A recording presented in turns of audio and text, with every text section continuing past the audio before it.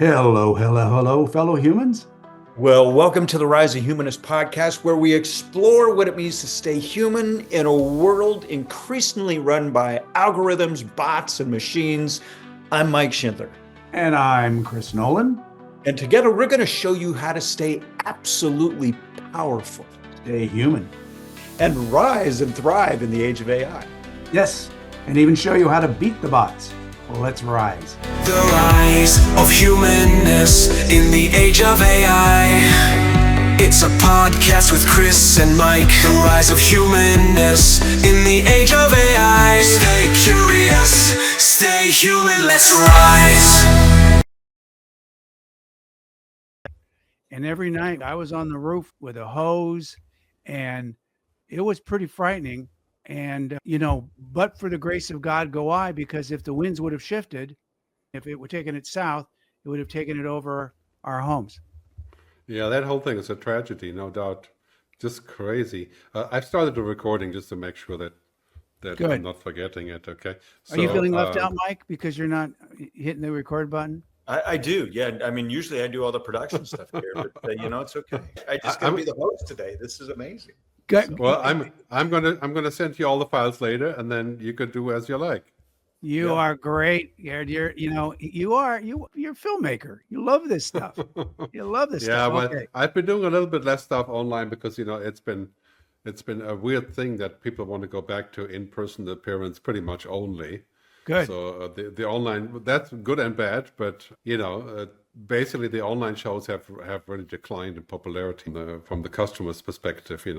The big speaking gigs. I've done a few, but most of them have been in person.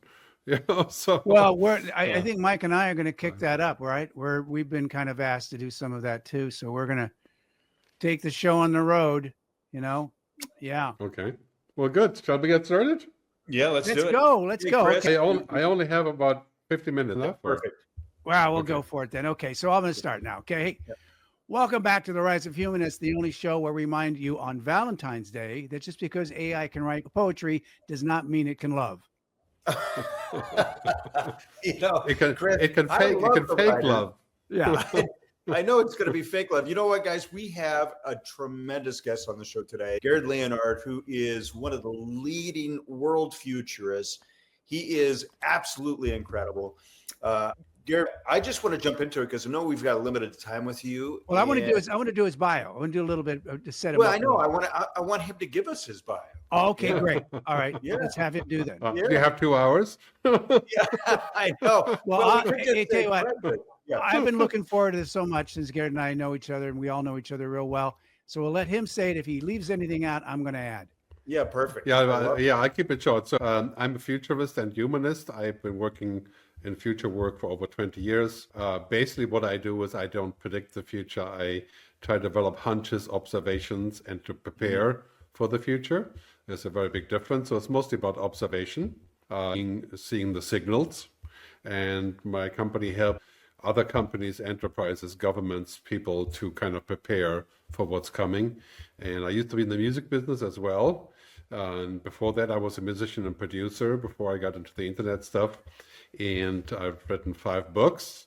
And my big topics in the last few years have been the good future, which is, how to figure out how to actually have a good future. And then, of course, technology and humanity. That's my core topic as to how humans can interact with machines and technology and still be human. Most of my work is keynote speaking and advisory sessions, and I make films.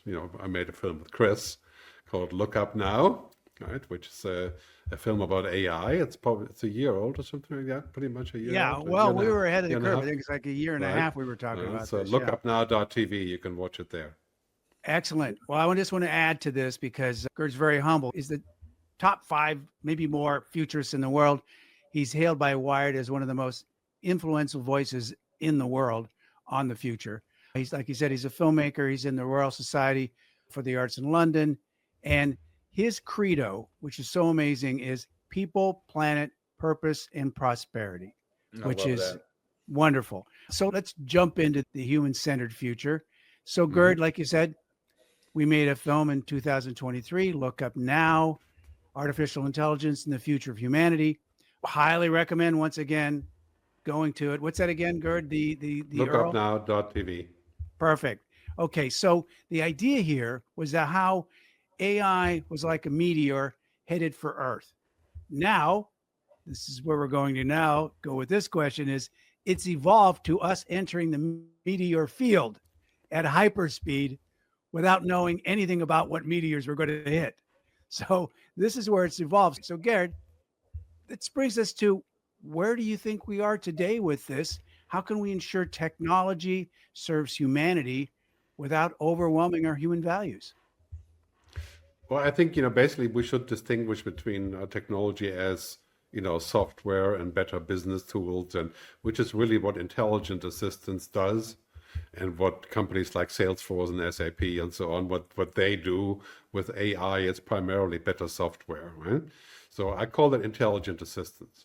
And really it's about three things, cognification, making stuff smart, augmenting humans, augmentation, and maybe virtualization, like the metaverse kind of idea. And those are primarily positive things. They have other difficulties, but they're basically paradigm change in everything. But if you take one step away from that, there are companies around the world who now want to build AGI, artificial general intelligence, which is basically building a digital human, a digital being, a digital entity, an alien intelligence, right? That is their declared agenda. That's OpenAI, maybe Microsoft by association, companies like Tencent, of course, the DeepSeek people. So they want to build a machine that is not just better process and better software, thinking software, but it is capable of doing 95% of all applicable valuable tasks that a human does. That includes physical things because that AI will be in a robot, right? Yeah. Of course, a robot won't be quite as capable that quickly, but many people are saying by 2030, we will be able to reach this point of general intelligence, which means that there could be a digital entity that has an IQ of 5,000, 50,000, 500,000, which would basically mean that we become the second most intelligent species. And that is a very bad idea. So my work has been about explaining to people why they should use IA and AI in business to get ahead and to be more efficient, to be faster, to be more prepared, and to save waste and all these kind of things, but not go into building something that replaces us, which I think is now also amounting to a sort of an arms race. As you know, President Trump, in his wisdom, has announced that, and J.D. Vance has announced that America needs to be number one in artificial intelligence, which is pretty much the same threat than nuclear weapons. So to remind people that I think that there's no way that anybody is going to win an arms race with AI, because it's only the AI that will win. Just like we can't win a nuclear arms race, we can only have deterrence. So anyway, that's what keeps me going. So those two different poles, one is explaining the value of AI to revamp healthcare, to revamp financial, to, be helpful in so many places. And the other one is not to take it too far, too much of a good thing can be a very bad thing. Yes, and heaven or this hell. would be a very bad thing, right? I want to build on that because you kind of display the good and the bad. And so are there key human traits that cannot or should not be replicated by the machines? Like you're saying that we've got to put kind of guardrails on this. Are there certain things that we shouldn't be doing with these? Well, I think we need to forego certain possibilities as being either dangerous or absolutely useless. In the sense of economic purposes, there's no purpose in building a general intelligence, economically speaking. Because if we have a machine that's going to do 95% of our work for nothing, and there's no economic purpose in that. At least in the current model, because it would destroy work, basically, right? Being able to do, driving, flying, calculating, patenting, all of these things. Yeah. If a machine can do all of that, what do we do, right? So there's no economic purpose there, right? I think basically an AI will be capable of simulating pretty much every human capability, including love, simulation, right? Synthetic, No, it's synthetic. It basically means like, if you're telling an AI to make a video about whatever topic, it can make one, it can simulate one. It's not going to be very good, but it's a decent simulation. Yes. And that's going to get better and better. It's like you can make love to a robot, it's getting better and better, I suppose. Some people might like that, though. I mean, because I don't want to go down that rabbit hole, but I mean, because Mike's very lonely, and that has nothing to do with it. No, what I'm saying though is that makes me think of Her, right? That movie Her. Sure. And the relationships that we're now seeing, Gerd, it is, even in Japan, right, where there is not that interpersonal relationship like with the men and the women, that they're oftentimes gravitating toward these simulated love affairs. So seeing that, you've got, I think, a global perspective on this. Are we going down a dangerous path with AI? I mean, is there any way to come out of it? I think the dangerous path is when we believe that the simulation is reality. So Blade Runner 2046, right? That was, he had a nice looking simulated hologram. And when the power went out, she was gone, and he was very lonely. Just like my Wi-Fi went out. You go, oh God, I'm in love with you, and can you get her back? Yeah. Yeah. So it's kind of like, I think really what technology affords us is that role playing and the possibility of simulation, which can be a good thing. For example, this is what gamers do, basically, right? But we do have to, I think, keep the human factor alive in so many ways, because there's so many things that machines may eventually simulate, but they cannot be that, right? They can't be angry, they can't be in love, they can only look like they're in love, right? There's a very big difference. Existence is not the same than simulation, and consciousness is not achieved by simulation. It's a question of existence. And as long as machines don't exist in the sense of, having a consciousness, then of course we could build one that tries to attempt this, right? But this would be ludicrous, right? Because what would be the purpose? Except for there's only one purpose, which is to be the most powerful person, God, so to speak, in the world. That's basically what Elon wants to do, right? We're working on it. Yeah, exactly. Right? Well, so I mean, OpenAI, right? Sam Altman, he doesn't do this for the money. He wants the power.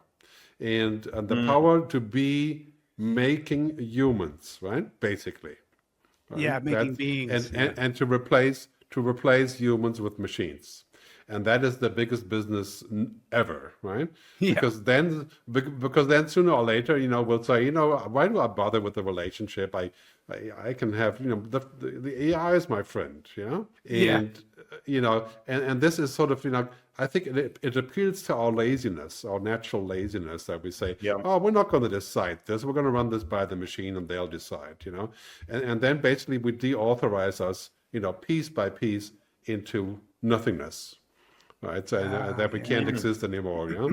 We're just completely deauthorized and useless. What Yuval Harari says in his book, useless humans. Right. Oh yeah. Right, and this has been our choice, and right now this is being weaponized as well, because of course a big application of AI is in the military, and general intelligence could be independent of human guidance, and that would be probably quite a disaster that we don't want. Well, here I'll throw a little bit of a paradox into your question, Mike, because if you listen to Mo Gadat, he says, as consciousness rises, as intelligence rises, let's say a tree has some consciousness, chimpanzees, humans, as intelligence rises, so do your emotions.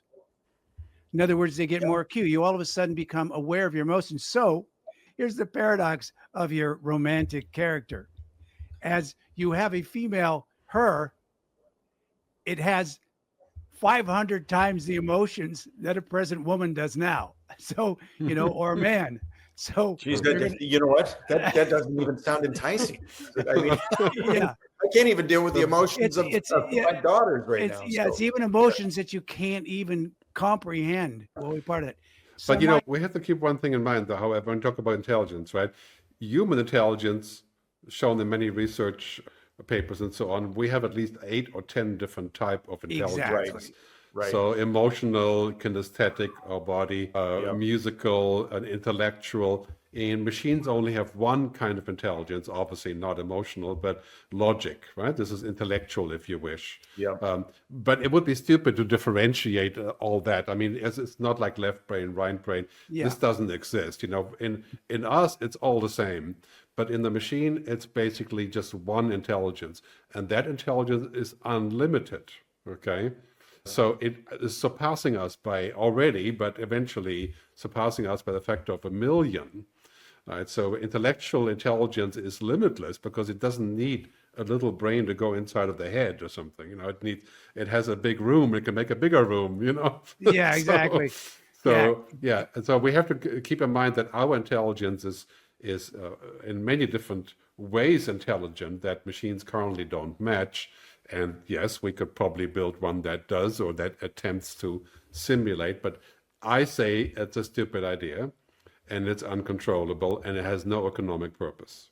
And there's other types of reasoning too. I think we have 10 other types of reasoning other than just probabilistic and deductive. But that also could be something that AI is instructed to do. By the way, Gerd has an amazing electric guitar, lead guitar intelligence, by the way. He's a hell of a lead guitar player. Amazing. Right? Oh God. He taught it for a while. He's incredible. So Mike likes it when I go into the Hollywood stories, and since you're a filmmaker, this is perfect for you. So let's go a little Hollywood, and we'll ask the $20 trillion question, because that's where AI's monetization is supposed to go. So no pressure, Gerd.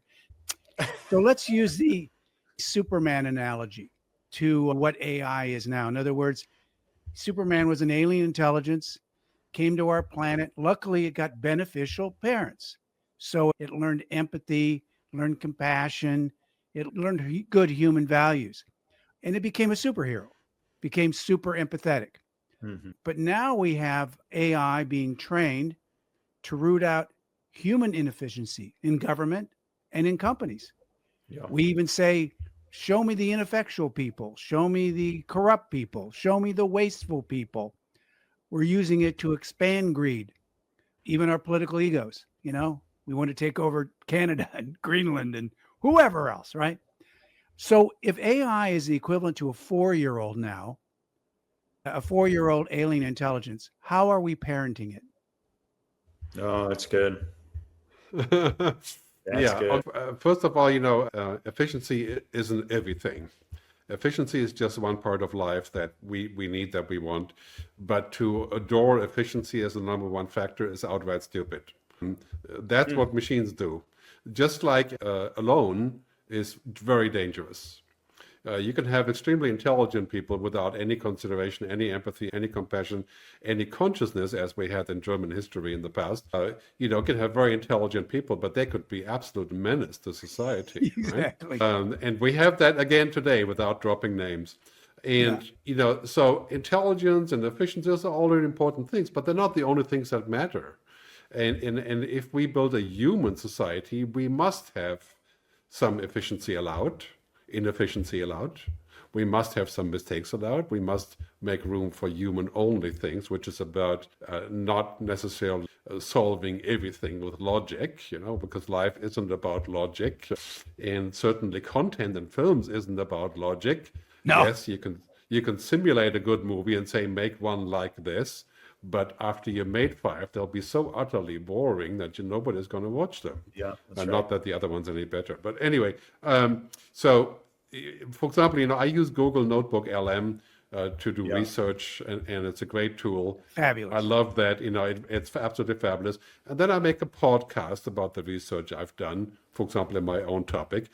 And it makes one podcast, and I'm laughing and say, oh, it sounds really funny. It sounds kind of real, you know.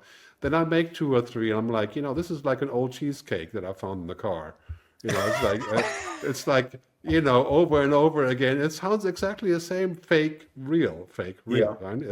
It's like, okay, so you know that, you know, it's worthless, right? I mean, it's funny, but it's good for one time. But this is like, you know, eating food from the paste as an astronaut, you know. It keeps you alive, but it's not a great experience, Yeah. Yeah, it's So bad for your bowels too, yeah, I think. yeah. So I think to completely deny all the things that make us human, which are fuzzy and difficult, and they need an effort, right? Oh, that's beautiful. Right. Then we can just cut that because it's not worthy. That is just utterly ridiculous. Life isn't a machine. A country isn't a machine, and people aren't machines. And to treat them like this is just utterly not just undemocratic, but it's suicidal. What? Okay, this is interesting because you're proposing that we strike a balance. So how do we get to that balance now? Understanding that it is an arms race. You kind of described it like it's a nuclear arms race. It's an AI arms race. So how do we strike that balance?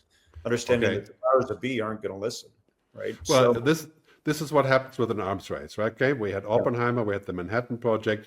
The Germans allegedly were also building one. Never turned out to be true. But basically, that was the last arms race, and we had 2 bombs, many tests, and then 2 bombs, killed a bunch of million people, and then took 15 years to get to an agreement not to build more of them, even though we did still build 7,000, right? Yeah. But we didn't use them, right? So that was the last time we had this problem. And now, of course, there have been other minor problems like genetic engineering and the ozone and those kind of things. But now we have a much bigger problem in that we can't afford to establish a general intelligence and let it loose and then say, okay, now not everybody should have this. And we should, that's not going to work because it'll be too late. As many researchers say, you don't get to try again because you're dead. Right? Yeah. It's as simple as that. So now that Hollywood movie. Yeah. Right. So now we have to basically say, okay, intelligent assistance, AI, business applications, change of paradigm, that's all positive, can solve many problems, including cancer and many others, right? But beyond a certain point, and that's what the European Commission has suggested in their European AI Act, right?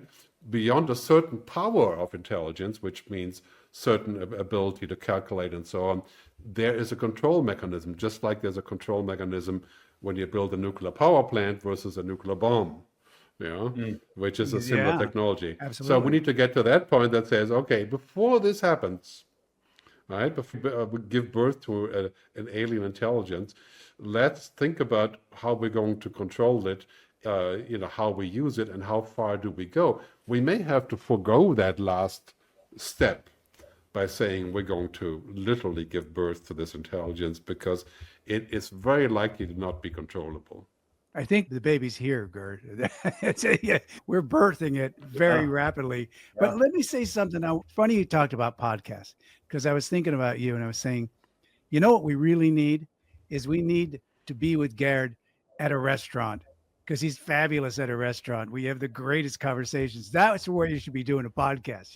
We're all eating, we're talking, we're having some wine. We can do that. I'll be in Los Angeles actually in March. So. Oh, wouldn't that be great? Oh, that'd be great. We should do That's that. I fly in for that. That would be fun. Fly in. We'll figure out how to get a film crew, maybe something like that. Yeah. But here's the thing. I mean, Gerd is such a visionary. I'm telling you that, and it's amazing. And we've had these great conversations about the good future, about rebranding the future. So this is a story question. So you've talked about the new human renaissance. So what is that narrative in the age of AI? Yeah, maybe I should go back one step to the question of control of the AGI, and then I answer the Renaissance question. I think the thing is that we have to keep in mind that it's very likely there's going to be several incidents with AI that may amount to a shock therapy for us to get it together. The most likely one is a global financial market meltdown based on information that provided by AI and by the AI-run systems that makes people believe that they should be selling en masse and basically frying the global financial market for a month. Yeah, I bet you. Oh, wow. That the FCC chairman has already said this is likely. Yeah, if it's 10,000, if an AI is 5,000 times smarter than you, well, you're just going to let the bots do everything. It could not even be a bad intent. It could just be an accident, or it could be the misalignment, what's called misalignment, right? So this is very likely to happen. Though, so we have a 1 month period where nobody could trade around the world. I could see that. And that would cost us, trillions and kill a lot of people also. The other one is a complete loss of air traffic control. That would be another possible scenario. Yeah. Oh, that's that not would good. That would kill a lot of people. But the most likely is the financial, and the second likely, I think, is the energy grid failing, because there's AI involved in people making the wrong decisions about shutting down the plants and stuff like this. So these things are likely to happen, and because that may be survivable, right? That will teach us that we need to collaborate to actually make it happen. But still, they're going to be very painful. That's my view on this. And before we get to that point, I think we really need to sit down and say, okay, yes, we all want to make more money with AI, but this is not about money.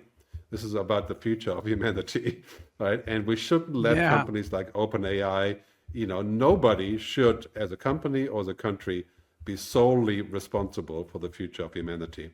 Not even Sam Altman.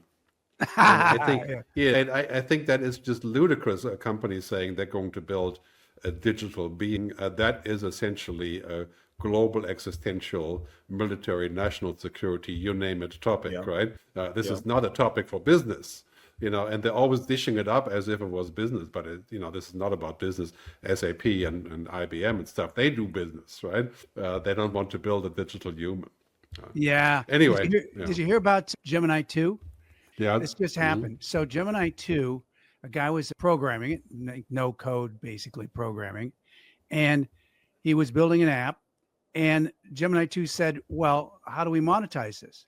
He said, well, I haven't even talked about monetizing it yet. He says, well, no, but we should build a Stripe account for it.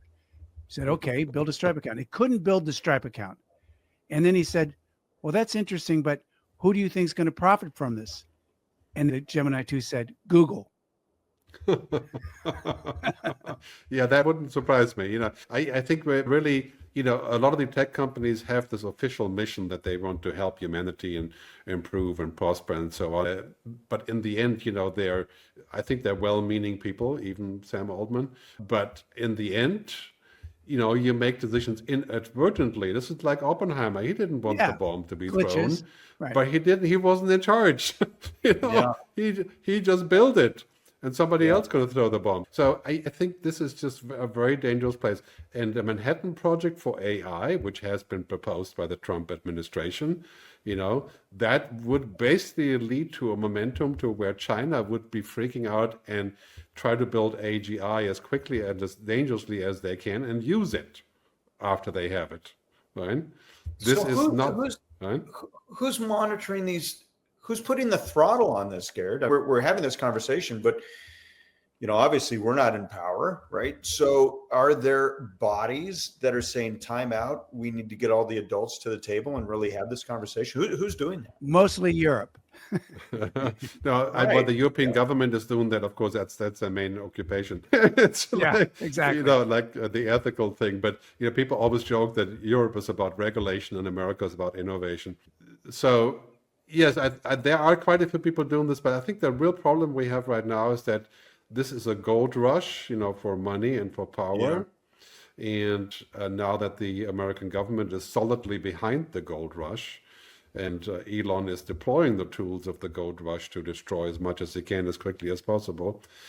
That's kind of a difficult question, The United Nations is on this agenda also, and Antonio Guterres said the other day, we can either collaborate or we perish. And he didn't mean climate change. He meant AI, right? Wow. Well, they're like you. They're very similar because both climate change and AI moving very fast, and yet people are sleepwalking about it. They're not really paying attention to it. I think the saving grace is that right now we're not in the technical sense at that point to where those things are possible. We don't have enough energy. We don't have enough CPUs. We don't have enough internet connections. We don't have enough data. There's a lot of hindrances here, right? But I think we should stop pursuing it as an official agenda, is to build a digital being. This is just something that if you say you want to build a nuclear bomb, there'll be about 5,000 people down your throat within a day. And he is like, I'm going to build a digital being and redo humanity. I'm going to be Dr. Tyrell from Blade Runner. You're not. This is not your business. Anyway, go back to the Renaissance question. So I think the Renaissance is stuck right now because here's several reasons. The millennials, the Gen Y, I've been talking about this for a long time, but now I realize because of the political shifts around the world, the US, Argentina, Malay, Germany, the AFD, Hungary, and all these places, and France, people are saying, the millennials, the younger people are saying, okay, we're fed up with how things are working. We're pissed off about COVID still. We didn't get to do what we want. We don't know what to do, and we're dissatisfied. They're between, say, 25 and 45, roughly, right? And I used to think that they would come around and want something better, but now they're voting for the strong man, right?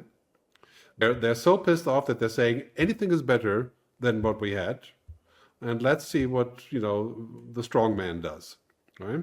And in Germany, you have exactly this problem, that it's not old people who are voting for the AfD, the right-wing party, the neo-Nazi party, really, right? It's the people between 30 and 50, right? Because they're fed up. Yeah, they're fed up with everything. And it used to be that the old people were the problem, but now people voted for Trump in the U.S. because Elon told them, and Elon is revered among young men, right?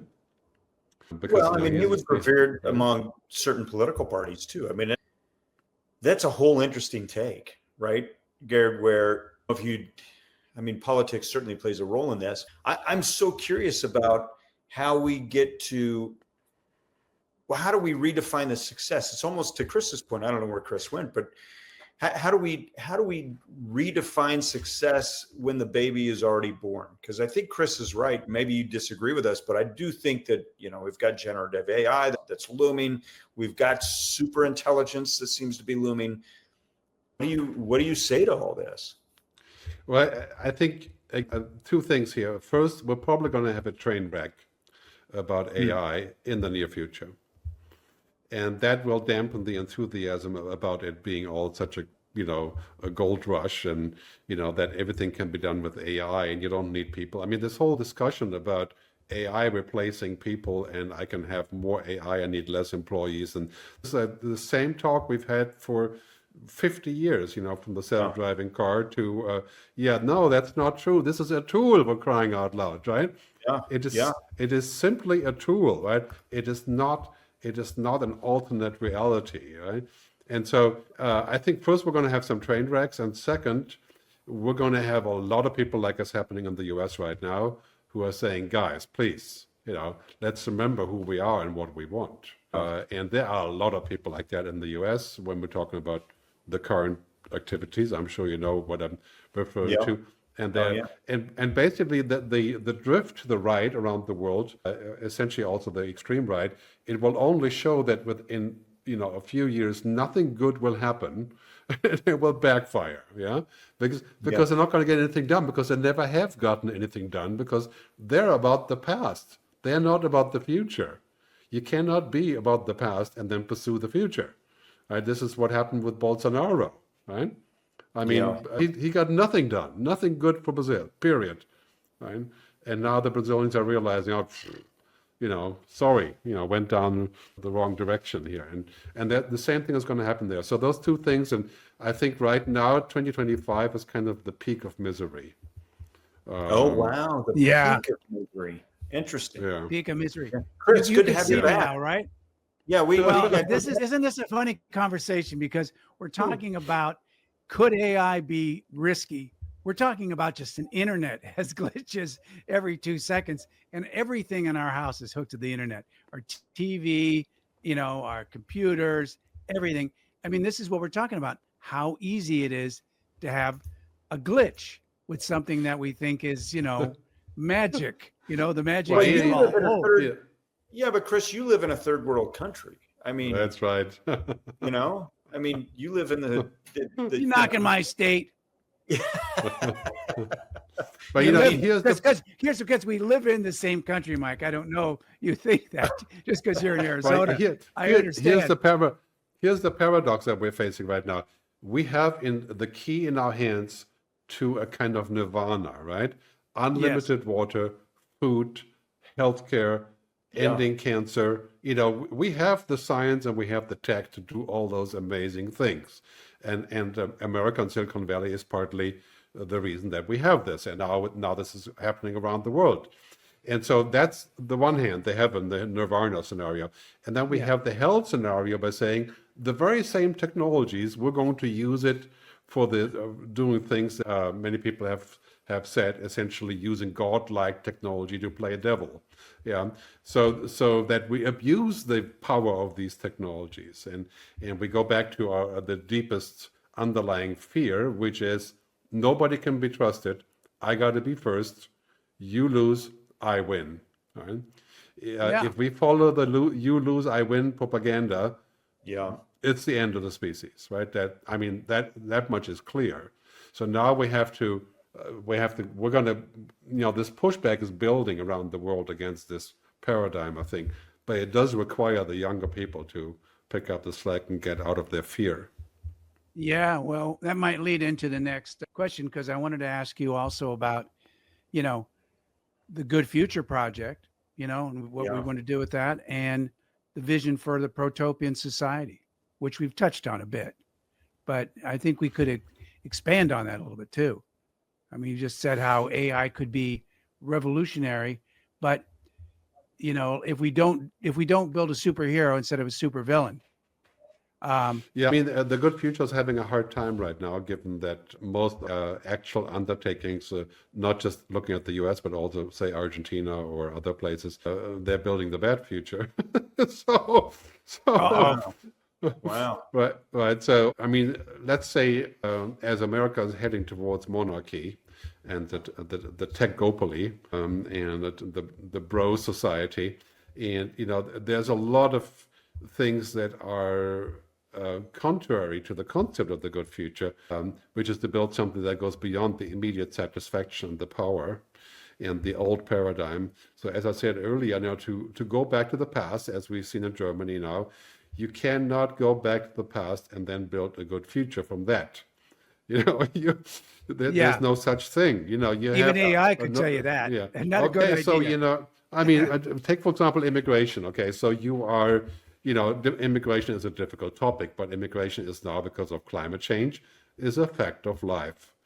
And in Europe, it will mean everybody from the hot countries, pretty much everything around the northern African zone, they will all end up in Europe one way or the other. 100 million climate refugees, right? So we're just going to say, well, we're going to change our rules and nobody can come anymore. This is difficult, but it's a fact of life. It's just like a fact of life that, eating meat by the masses produces lots of environmental problems. Yeah. And those are the fact of life that is now coming towards us. And, people have simple solutions like saying, okay, no foreigners, problem solved, right? Yeah. But of course, everybody knows that is just not the case. This is a charade. Yeah, because you get dystopia, you get Mad Max, you get people, 100 million people crashing the borders at one point in time. It's like we have other objectives. You can ask the AI, how to solve climate change. It would say, let's kill all humans. Climate change solved. Exactly. You ask the AI to solve your migration problem. It would say, close all the borders and kick everybody out. Problem solved. But this is what's called reductionism, right?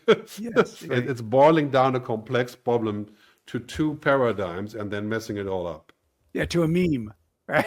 Or to a soundbite. Well, let's piggyback off of this where we're going, because we had Callum on yesterday, and you know him, he's a friend. Yeah. Talking about transhumanism. Yeah. And he said you guys had a nice, two futurists on an existential weekend talking about transhumanism. It sounds like a good time. So what do you think about upgrading ourselves? Because at some point in time, if it gets 5,000 times, if you can plug into it now and you get IQ plus 100, and your competition can get IQ plus 100, next year it's 200, year after that, or not year, 5 months later, 400, 800. At some point in time, what do you do when it's up to 5,000, 10,000? Well, Marshall McLuhan said, first we build the tools, and then the tools build us. Right? Beautiful. Yeah, exactly. And the question is not if or when. The fact is we will be able to do that. That technology is coming. We need quantum computing, we need unlimited energy, we need nuclear fusion. So give it 20 years and then, boom, we're there. right? And we Yeah. can fly to other planets using that energy and so on. So the question is not if we can change the human genome to be superhuman. The question is why and who. I love that. Right, and so to me, I agree with Callum on this. It will be possible. I think our technology is getting there. Again, once we have nuclear fusion, we have unlimited energy, which means unlimited everything, including water, spacefaring, you name it, right? And genome editing, we can, once we have 8 billion DNA and genomes analyzed, we can figure out what to do, right? Yeah. Yeah. to build this, the We're close. superhuman human and live forever. But the question is really to me, okay, first, will it truly make us happy? Living longer makes you happy, but probably not unlimited. And will there be some sort of a standard guideline as to what is possible and what makes a human and what does not? And who is in charge of all of these things, which we don't agree on very much these days? And will we just then have too many aberrations of all of these possibilities that it will be used mostly for bad things, right? And can we deal with the godlike power that we're getting? And therefore, I would say to become transhuman, if that's your choice, maybe there should be a way for you to do that, but I think it should not become our standard. Just like, when marijuana is legal, I don't smoke marijuana all day. It's the choice I make. I'm totally for that to be legal and not to be punished, but it doesn't mean I have to smoke all day. So that's kind of like, I think transcending humanity and rebuilding yourself as a cyborg, this will be something reserved for people that are on that agenda. And it may be more people in the long run. Maybe it should not be illegal. I don't know. But it's not the future of humanity per se. Yeah. It's a version. Mike, maybe this is part of the creative time, just smoking marijuana all day. We have this joke that Mike say, it's like, say what you usually say. So, we talk about how companies, Gerd, are, hey, listen, we're going to use AI. We're going to become more efficient. That'll free up a couple days a week for people to have creative time. The challenge is we haven't defined what creative time is. So I kind of joke and say creative time is unemployment time. Right? Yeah. Hashtag AKA unemployment time. This will only work if we let go of our old paradigm of work, right? Which was that work is life. Every man and women also, to a large extent, that's the main thing that we do. And our benefits are proportionate to the amount of work in many cases. And so that's the old society. In the new society, we will be able to work maybe only a day or two a week. But in order to do that, we have to change our economic logic. We have to say there's so much money being produced with AI and with efficiency that there's plenty of money to go around to not just have free healthcare, but also free housing, free power, free everything, basic income, Zero sum game. And that's not the current logic. We have to keep in mind that the stock market is 20 years behind what we're discussing here. And the stock market only has one objective: to make rich people richer and to increase profit and growth. And I'm not saying there's anything wrong with that capitalism. I'm saying this is not the recipe for the future, because it leaves out everything else, which will take us to the top and then implode. So we need to think of a different stock market that's based on the 4 Ps, people, planet, purpose, prosperity. So everything you do is judged by this. And not just by the stock market's going to be bots talking to bots sooner or later. If you've got a bot that's 10,000 times smarter than you, you're not going to deal with, you're not going to be a stock trader. It's not going to be faster, cheaper, smarter. Well, as a bot. This is why I say in my speeches that we should have one simple rule, which is to always keep the human in the loop. So if you have a therapy bot, maybe that's entertaining. Maybe that's kind of a first step to real therapy, right? I doubt it, but I think it's a gimmick. But, okay, people want to do that. But, keeping the human in the loop means, you have human problems, you have a human solution. And you have a system like criminal justice or whatever, where humans are in charge of the tech that makes decisions, not the other way around. So I could have a city with self-driving cars, and all of the cars are connected and they decide what to do. That's fine, because, this is about transportation. but not about criminal justice or social security or Well-being. political decisions, right? Yeah. Or, I mean, these are murky issues, right? Yeah. And this is why we should not have a machine decide on illogical issues, which are subject to values and beliefs and spirituality and all. This is what makes us human. When we take that out, we're no longer human. We can just, become transhumanist. Well, you've got a brilliant, brilliant idea for a new type of good future stock market. The good Yeah, I future think, part. I think that, I've suggested this to the government of Switzerland, but of course they'll never take any risk on anything really.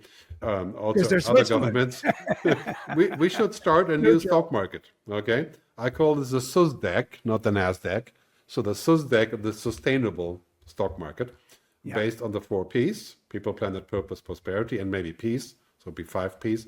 So your company is rated and your performance is rated on 4 or 5 parameters. And you can't always get 10 on each, of course, right?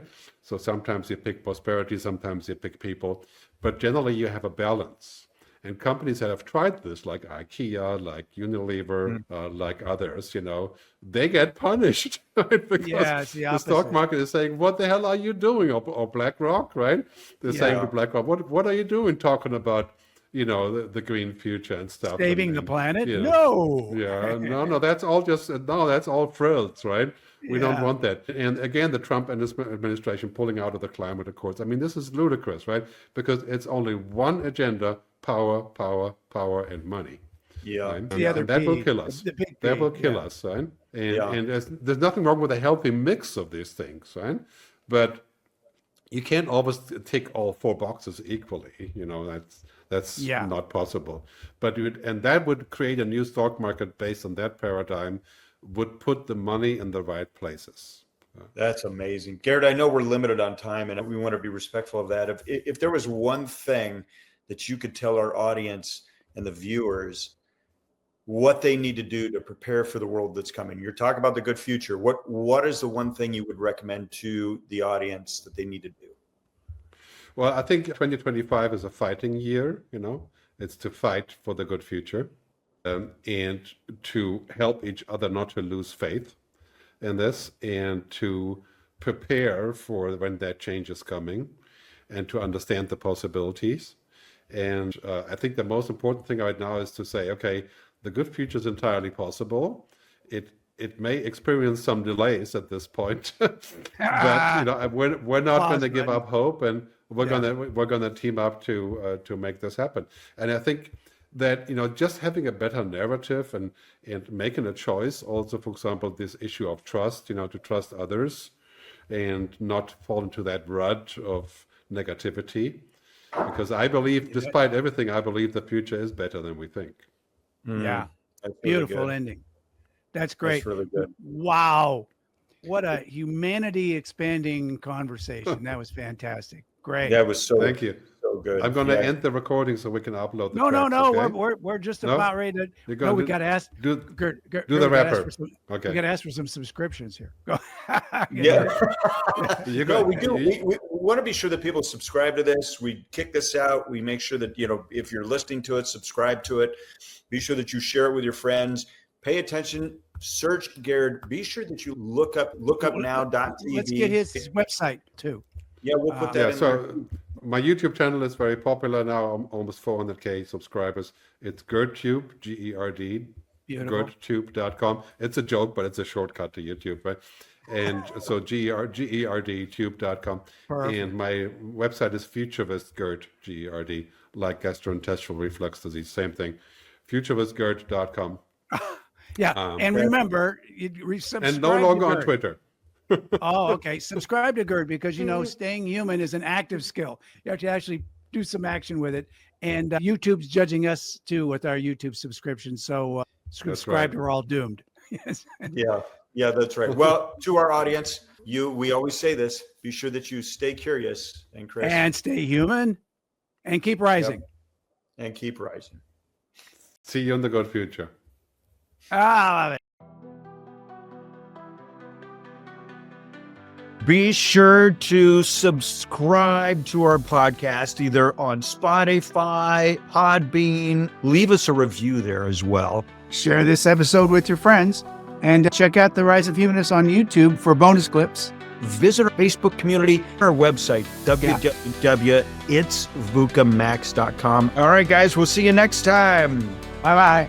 The rise of humanness in the age of AI. It's a podcast with Chris and Mike. The rise of humanness in the age of AI. Stay curious, stay human, let's rise.